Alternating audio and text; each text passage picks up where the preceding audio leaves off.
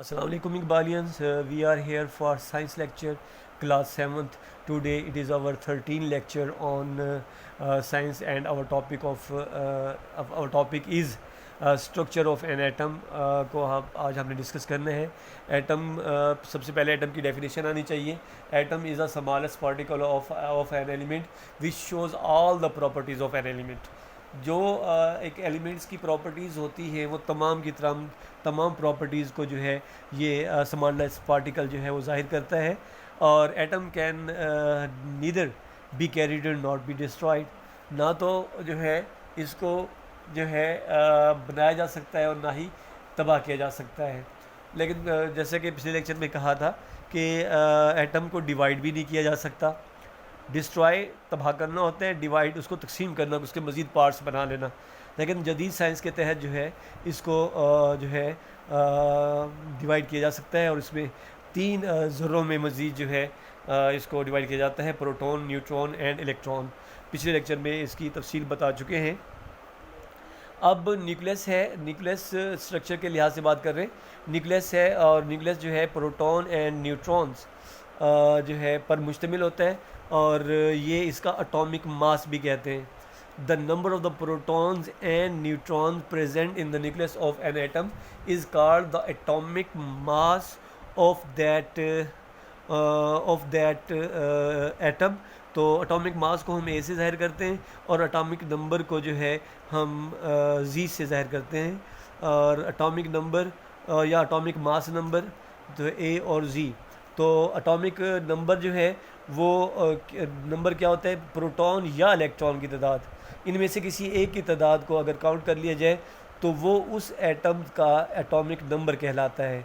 अगर प्रोटॉन और न्यूट्रॉन दोनों की तादाद को जो है इकट्ठा कर लिया जाए, जमा कर लिया जाए, तो वो उसका एटॉमिक मास कहलाता है।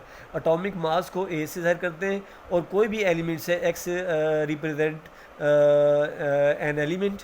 और इसके ऊपर जो है अगर देखा जाए तो इसके लेफ़्ट साइड पे ऊपर हम क्या लिखते हैं, एटॉमिक मास लिखते हैं और नीचे एटॉमिक नंबर लिखते हैं। तो उसकी एग्जांपल्स मैंने दी हुई, जैसे ऑक्सीजन है उसके ऊपर एटॉमिक मास 16 है इसका और एटॉमिक नंबर 8 है। इट मीन्स कि इसमें प्रोटॉन या इलेक्ट्रॉन की तादाद क्या है, वो जो है 8 है, जबकि प्रोटॉन और न्यूट्रॉन की तादाद दोनों की मिला के 8 जो है 16 है।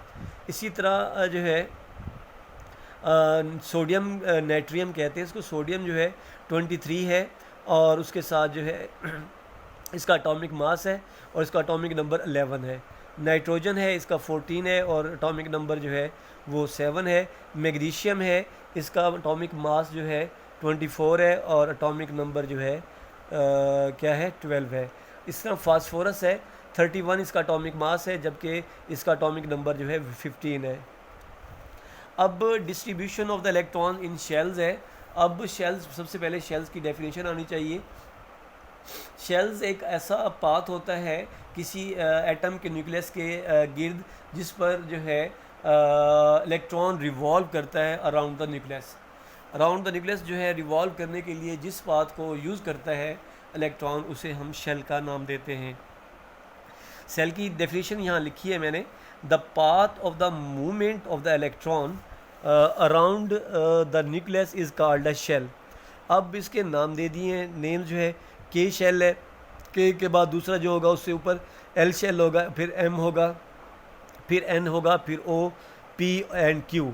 यहाँ पर मैंने इनके जो मैक्सिमम इलेक्ट्रॉन इसमें जो हो सकते हैं, आ सकते हैं। के शेल में 2 आ सकते हैं और एल शेल में 8 आ सकते हैं, एम शेल में 18 आ सकते हैं और एन शेल में 32 आ सकते हैं और ओ शेल में जो है 50 आ सकते हैं और पी शेल जो छठा इसका शेल बनता है उसमें 72 आ सकते हैं और 7वां शेल जिसे क्यू से ज़ाहिर किया गया यहाँ पर, तो वो 98 आ सकते हैं। Formula to find of the electrons in each जो है शेल वो है 2 पावर n। 2 इसका कोएफिशिएंट है, लेकिन यहाँ पर जो n है नंबर ऑफ शेल्स है। जितने भी नंबर ऑफ शेल्स है, पहला है तो उसका 1 और उसकी पावर 2 आ जाएगी, ठीक है। दूसरा है तो 2 की पावर 2 आ जाएगी, तीसरा है तो 3 की पावर 2 आ जाएगी। ये 8 8 दूने 16 जो है ये 2 दूने 4, 4 दूने 8, और जो है तीसरा है ना, तो 3 3 9, 9 दूने 18 बन जाएगा। फिर अगर ये 4 है तो 16 16, 2 ने 32 बन जाएगा। अगर 5 है तो 25 ज़रब 2 50 हो जाएगा। अगर यहाँ पर छठा है तो 6 6 36, 36 2 ने 72 जो है 72 जो है इसका electron, number of electron in maximum number of electron in P shell, या छठा जो शेल इसका बनेगा। और 7वें शेल में 98 है। फार्मूला मैंने बता दिया, इसके मुताबिक जो है आप शेल्स की तादाद, शेल्स में इलेक्ट्रॉन की तादाद को आप जो है सर्च कर सकते हैं। नाइट्रोजन का दिया हुआ है एटॉमिक मास जो है वो 14 है और एटॉमिक नंबर 7 है। तो ये पी और एन, तो पहले शेल में क्योंकि मैक्सिमम 2 आ सकते हैं, दूसरे में मैक्सिमम 8 आ सकते हैं, लेकिन बचे ही 5 हैं क्योंकि 7 हैं, 2 इसमें आ गए, 5 ये बाहर आ गए। इसी तरह जो है 2 ऑक्सीजन है, 16 एटॉमिक मास है, ये शेल है, पहले में 2 आएंगे, ये पहले में 2 आए हुए हैं अगर देखें तो। उसके बाद दूसरे में ज़्यादा से ज़्यादा 8 आते हैं, लेकिन बचे 6 हैं क्योंकि 8 था, 2 इसमें पहले में आ गए, दूसरे में 6 आ गए। इसी तरह जो है फ्लोरीन है, पहले में 2, दूसरे में 8, पहले में 9 जो है इसका एटॉमिक नंबर है।